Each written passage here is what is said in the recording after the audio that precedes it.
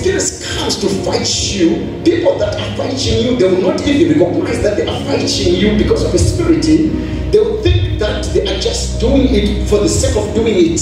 They will think that maybe it's within our genes that we must fight each other. They will think that maybe it's normal to fight progress and influence. Why? Because spirits are disembodied spirits. They don't have bodies. So they come and then concoct themselves in the lives of Joseph's brothers.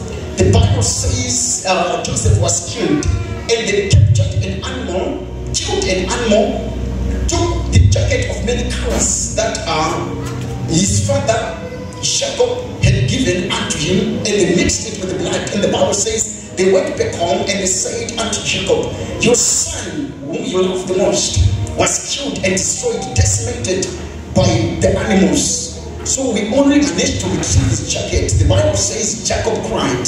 And while Jacob is crying, he's crying for a Joseph who is still alive. Why is he crying? He's crying because the Bible clearly states that Daniel and Joseph was after the heart of Jacob. The Bible says after they sold Joseph to the Ishmaelites, then he entered a journey. That journey is a journey of experience. So if I am Joseph, I'm going to bind and cast the journey that's going to take me to the throne. So Joseph had to keep calm, not binding and casting, but he had to understand by revelation that God is taking me in an experience. So that when I get to another dimension, the same demons that wanted to fight and kill me yesterday are not going to kill me. The Bible says when he entered Egypt, the first job that he got, he started to work in Potiphar's house. In Potiphar's house, because influence is coming, there's a dimension that God has opened for Joseph. The Bible says Potiphar's wife was after Joseph's life. But because he understood that I'm an experience in God, he then continued his journey, he ran away. Then he entered the dungeon. The Bible says he lived there quite as a calm person until he get promotion while he was in that prison. The Bible says now God started to give him another dimension of interpretation.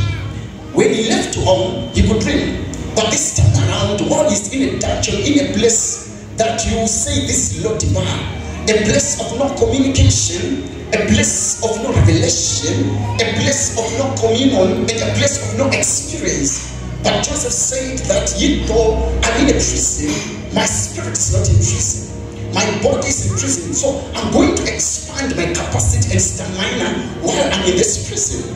The Bible says after interpreting the dreams of two, the butler and the baker, the Bible says that the baker was killed, the butler was reinstated. Then he was called for another dream of the king. In those days, mind you, if you fail to interpret a dream of a king, your bailout was death, capital penalty. The Bible says he interpreted the dream, then he was elevated to another dimension. So you find out that now the life of Joseph was full of stamina, was full of spiritual muscles because of the experiences that he passed through. So when God now wants to take you through experiences, he can take you through the experience like the disciples when he was paying their tithes, he was paying their taxes, he was paying their rents, he was visiting their families without even asking for a seat. At one particular time, the Bible says Peter's mother-in-law, she became sick because of fever.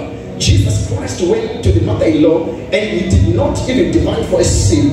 This is another experience of good things. When they wanted to be attacked, Jesus Christ would cover them. But Joseph now, the experience is in the negative, but it's all experience. Look at Daniel. Daniel is passing through the experiences of God.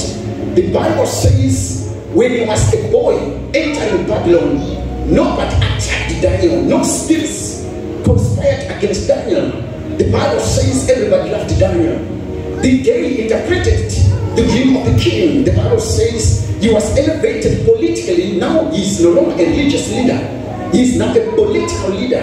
The Bible says when he was elevated, some people within Babylon, they became angry because of the dimension in which God had taken Daniel into. The Bible says they plotted and planned